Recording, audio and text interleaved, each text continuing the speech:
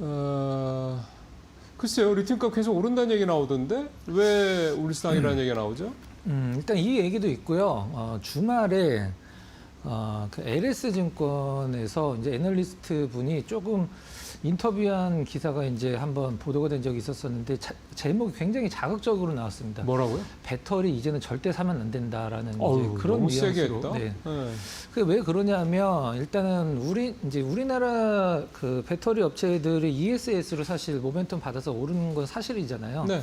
근데 지금 실질적으로는 이제 EV보다 ES 쪽의 매출이 굉장히 작고 아직은 그렇죠. 그렇죠. 근데 4분기랑 내년 상반기까지 이 발표되는 실적을 보면 굉장히 실망스러울 거다라는 얘기를 했어요. 그래서 ESS 쪽도 예, 이제 2차 전지 전반적으로 전반적으로. 네. 그래서 뭐 LG 화학, 그다음에 LG 에너지 솔루션, 그다음에 SK 온. 이노베이션, 그다음에 뭐 삼성 SDI 이런 쪽으로 네. 혹시 뭐 추천해야 될 만한 부분이 있냐라고 했더니 단 한 종목도 없다고 얘기를 하더라고요.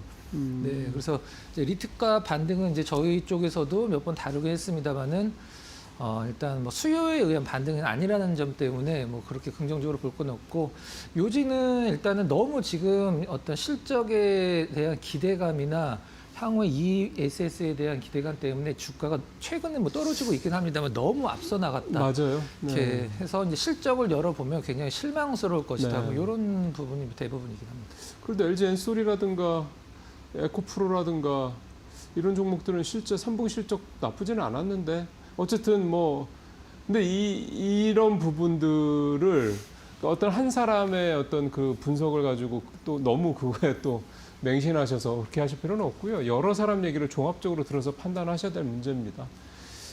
네, 어제 상장을 했죠. 바이오하고 에피스홀딩스. 어제 에피스홀딩스는 거의 하한가였어요. 네. 이게 이제 거래 정지 들어가기 전에 삼성바이오로직스가 이제 시총이 86조 원 정도 됐었거든요. 네. 근데 이거를 이제 분할 비율로 보면은 65대 35도로 분할을 했으니까 그 네. 이제 바꿔서 이제 재상장이 됐을 때 56조 원, 30조 원, 요 정도가 이제 적당한 그렇죠. 시총이다라고 얘기를 하는데 에피스는 지금 현재 뭐 그 분할 비율에 비해서는 너무 많이 떨어져 있는 상황이고 지금 뭐 10조 원 조금 뭐 안 되나 왔다 갔다 할 거예요. 그 정도요? 네, 많이 그리고 떨어졌네. 한 3분의 1이라는 얘기네. 네, 삼성바이오는 오히려 뭐 70조 원이 지금 넘어가고 있는 그 정도 상황이긴 한데 시장에서는 삼성바이오는 뭐 CDMO의 가치를 뭐 굉장히 인정을 받았고 에피스는 지금 바이오시밀러 하나만 지금 어떤 그 가치를 인정받긴 했는데 원칙적으로 계산상으로는 삼성 에피스 홀딩스가 30조 원 내외를 나와야지만 사실 정상이거든요. 처음에는. 근데 지금 목표가 나온 거 보니까 12조 원이 대부분이더라고요. 그러니까 지금부터 약간 그러니까 그래도 원래 분할할 때 생각하면 3분의 1 정도밖에 안 된다는 얘기잖아요. 엄청 낮게 지금 거래가 되고 있는 거죠. 근데 사실은 지금 말씀 들어온 대로 우리가 삼성바이오로직스를 투자를 한다고 생각했을 때 여기에 이제 가장 중요한 성장 동력은 결국 CDMO였던 거잖아요. 맞습니다. 네. 이제 그쪽으로 더 무게가 가는 거는 당연한다고 생각을 하는데 에피스홀딩스는 바이오시밀러 쪽이어서 그런가요?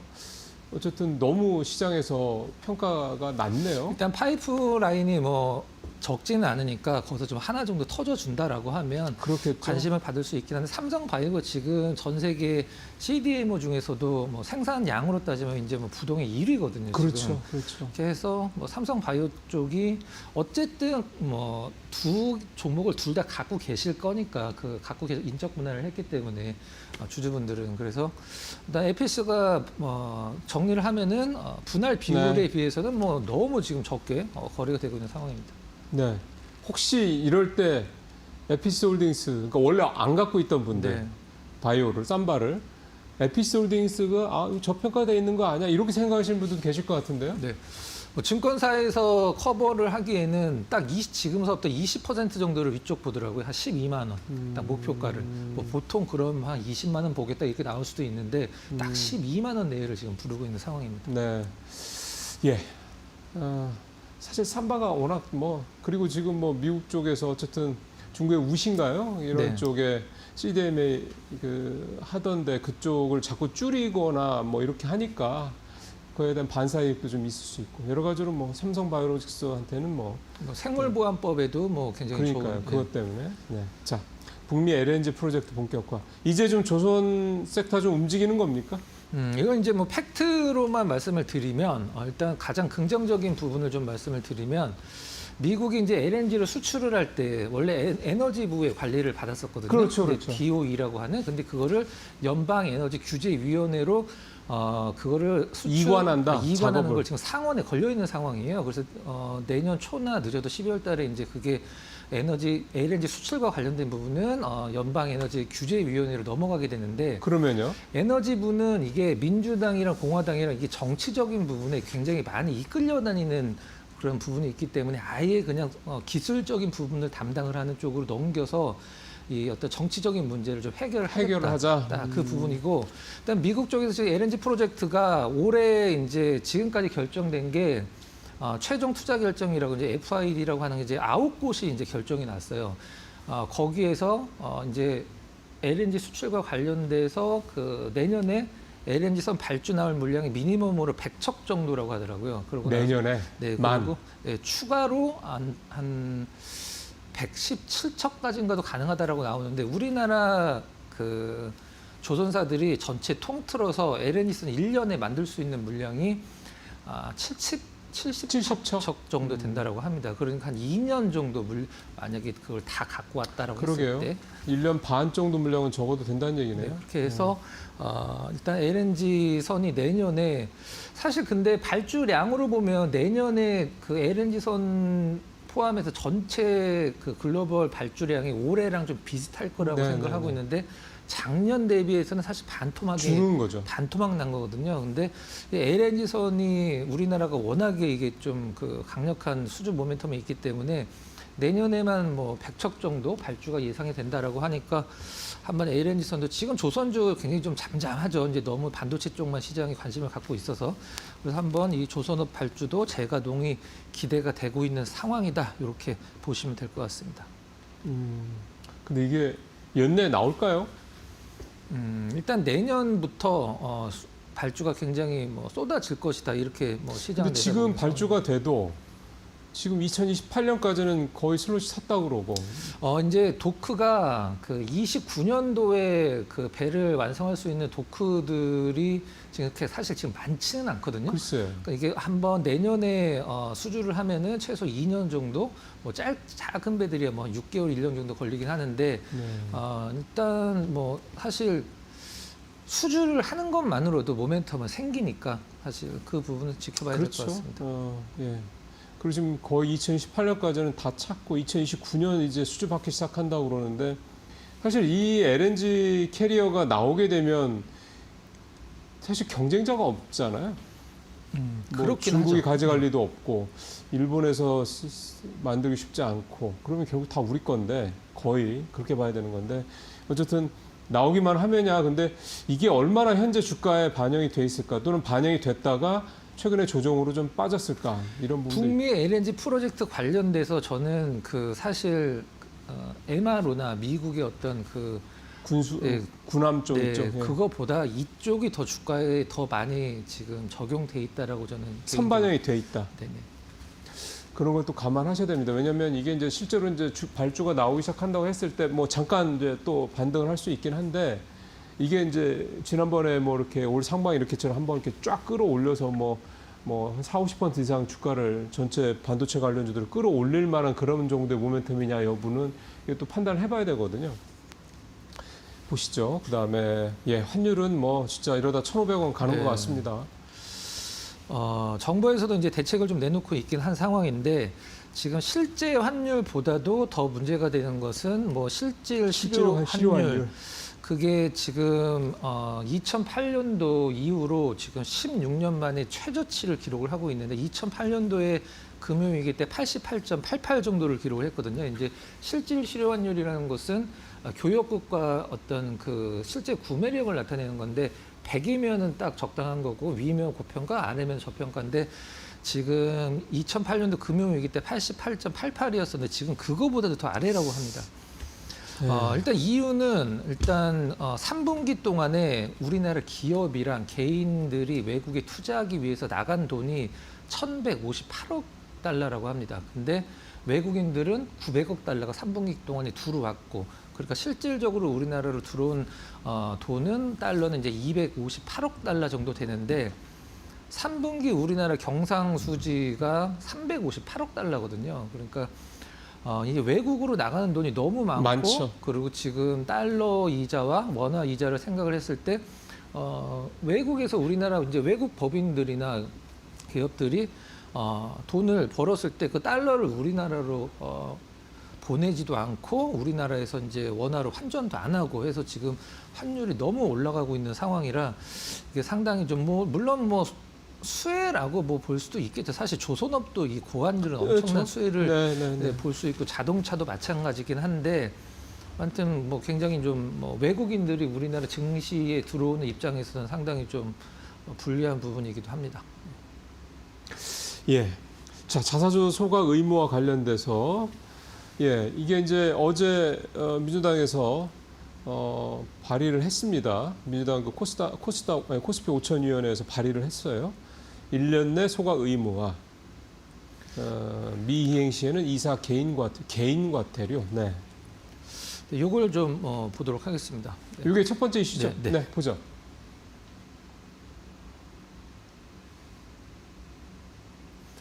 예, 신규 취득 자사주는 1년 이내 소각 의무화. 그쵸? 신규 취득 자사주는 1년 이내 소각 의무화인데 사실 기업 입장에서는 소각을 해버릴 거면은 취득할 이유도 사실 없어지는 것도 사실이긴 합니다. 동기부여가 안 되는 거죠. 기업 입장에서는 실질적으로는. 그동안에 이제 기업들의 자사주를 취득한 이유는 여러 가지도 있긴 합니다만은 이제 경영권 방어가 주 목적인 부분들도 많이 있었긴 한데, 민주당에서는 이제 그거를 좀 다른 방법으로 우회할 수 있는 방법도 있다라고 이제 얘기를 하고 있는 상황이고, 그다음에 이게 중요한 부분은 이제 1번에서 중요한 부분 2번째 자사주를 교환, 상환 대상으로 한 사채 발행은 한마디로 이제 교환 사채, 이입이라고 보통 표현하는 그런 것들 발행을 금지를 하는 내용도 들어있는 부분이고요. 네. 기존 자사주는 6개월간 유예를 한다. 1년 뒤에 이제 6개월간 유예를 한다라는 뜻인데, 여기에 대해서 실질적으로 기업들이 굉장히 반발을 할 것 같습니다. 사실 12월 달 안에 통과가 될 거라고 확인하는데 6개월이면 사실은 예를 들어서 신영증권 같은 경우는 제 기억으로 자사주가 50%가 넘는 걸로 알고 있는데 1년 뒤에 6개월. 그러니까 1년 6개월 안에 다 파는다는 얘기잖아요. 추가로 자사주를 안 산다라고 해도 이제 자사주를 처분할 때는 이제 주주총회 승인이 이제 의무화된다를 보시면 될 것 같고요. 이제 출석 주주의 3분의 2, 발행 주식 총수의 3분의 1 이상의 동의가 좀 필요하다. 이를 어길 시 이사 개인에 대해서 5천만 원 이하의 과태료를 부과를 한다. 사실 그동안에 사내 이사건 사회 이사건 거수기 역할을 했던 게 사실 우리나라의 어떤 관례였기 때문에 가장 중요한 것은 이제 이런 것들을 하더라도 기업들 입장을 좀 고려를 안 할 수는 없거든요. 그럼요. 왜냐하면 이게 자사주가 부정적인 역할도 많이 하지만 사실 또 긍정적 역할도 있거든요. 그래서 이제 이 2번째, 3번째 이제 그 기업들이 이제 자사주로 이제 그 경영권 방어를 못 하니까 그걸 할 수 있는 방법이 2가지가 있는데요.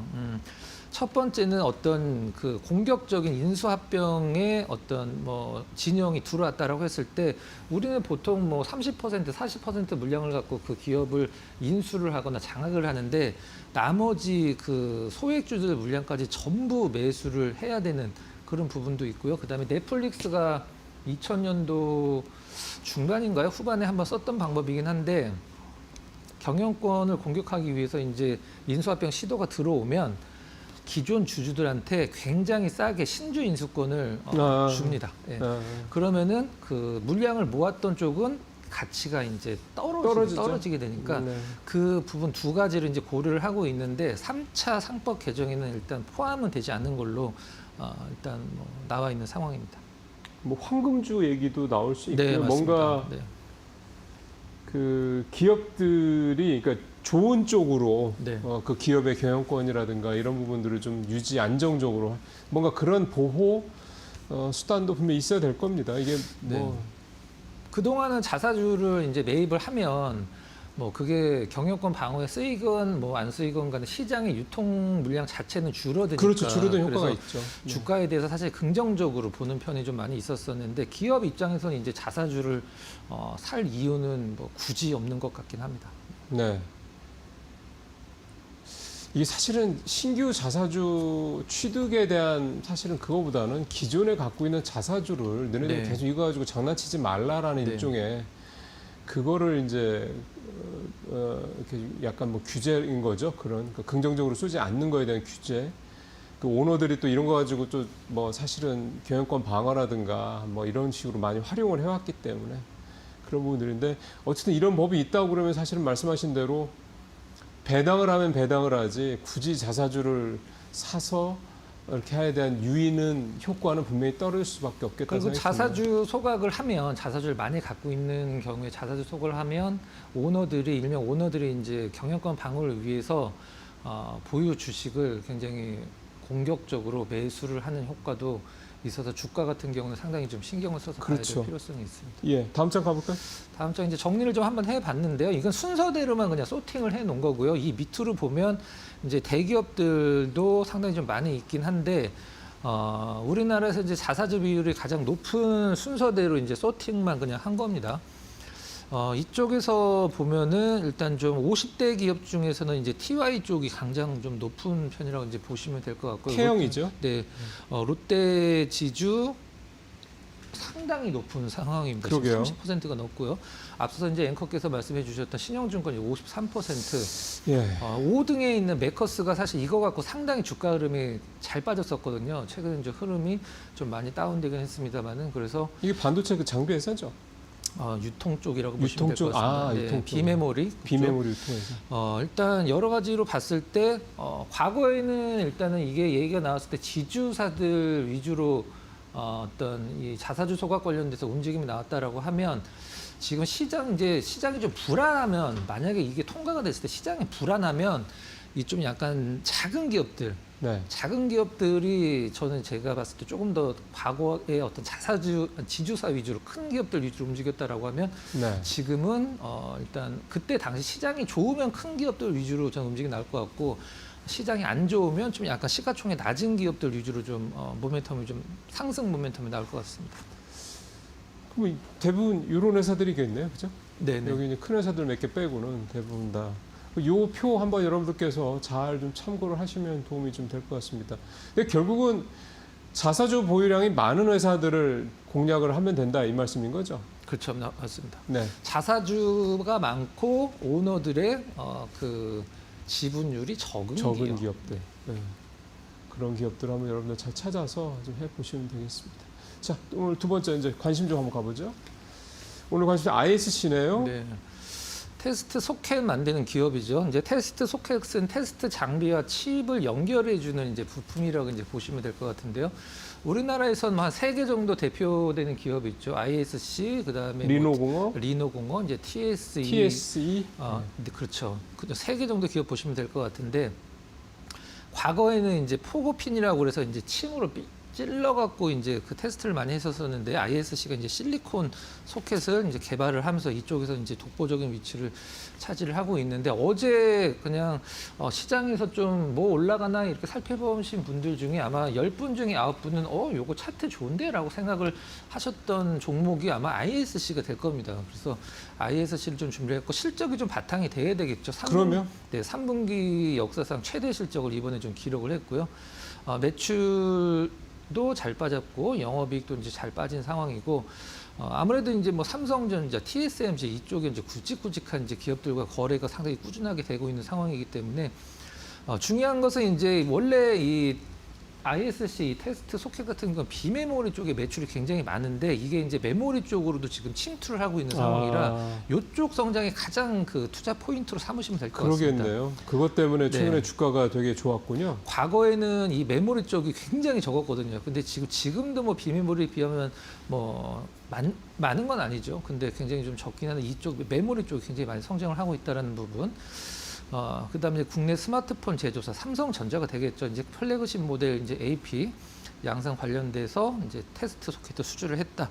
이렇게 모멘텀 보시면 될 것 같습니다. 그 지금 테스트 소켓 쪽이 뭐 내년에도 굉장히 좋을 것 같다고 얘기가 나오는데 뭐 기판, 소켓 뭐 그러던데 왜 소켓 쪽이 내년에 되게 이렇게 좋게 보는 거예요, 시장에서? 아무래도 그 비메모리 쪽이나 HBM이나 모두 이 테스트 소켓의 소모품 부품이기 때문에 생산을 많이 하면 많이 할수록 뭐 장비 같은 경우는 이제 한번 들어가면 그거를 뭐 소모성이라고 얘기를 안 하고 뭐 공정이 바뀐다던가 아니면 이런 때 교체를 하지 장비는 한번 들어가면 이제 네. 추가 수주가 좀 나오기 힘들잖아요. 근데 이 테스트 소켓 같은 경우는 소모성이기 때문에 생산량이랑 관련이 있거든요. 그래서 기판도 마찬가지고 테스트 소모성 부분도 나쁠래야 나쁠 수가 없겠죠. 생산량이 많아지면. 네. 그래서 소켓이 내년에 더 유력하게 본다. 근데 왜 3사 중에서 요즘에 ISC가 제일 좋더라고요. 왜 그럴까요? 이게 메모리 때문에 메모리 쪽 분야로 확장이 돼서 그런 건가요? 저는 다 좋다라고 생각을 하는데 사실 지금 딱 눈에 띄는 건 ISC인 것 같습니다. ISC가 왜 다른 3사 중에 더 좋은가라고 하면은 뭐 요거 메모리 쪽이 그동안은 그 ISC의 주 먹거리가 아니었었는데 글쎄요. 이 메모리 쪽으로 진출을 하면서 플러스 알파가 굉장히 큰 게 생겼다. 이렇게 좀 글쎄요. 저는 보고 없던 게 있어야지 사실은 그게 모멘텀이 되는 거니까. 네. 예, ISC까지 오늘 얘기를 좀 들어봤습니다. 예, 오늘 여기서 마무리를 하죠. 오늘 말씀 잘 들었습니다.